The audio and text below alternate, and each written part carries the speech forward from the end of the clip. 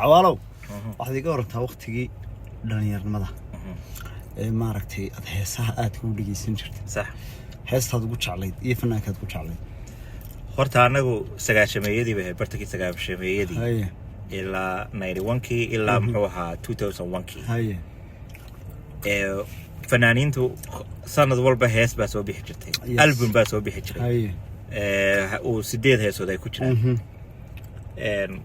markii Soomaaliya laga qaxay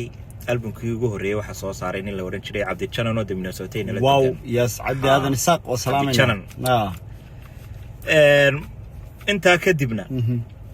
sanad walba fanaan ba soo jiray sidii muxuu ahaa jaamac yare 97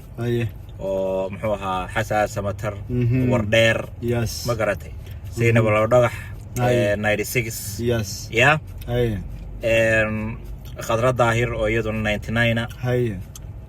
la foole iyo muxuu ahaa xabiibe xasan tuuxo yes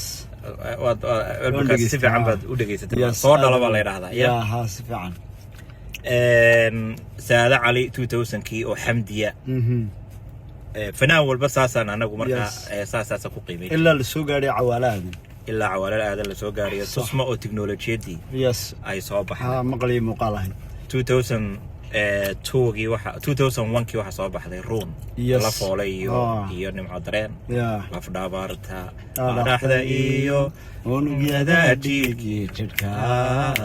la xadka intiisa kale adiimaadii celinaya isna waxa ku jira himila hayloobin himila isna album soo saaray himila ha diwa wariyihii oo anigu maanta wareystay aad baan idin salaameynaa sax shirku halkaas ku xidhan yahay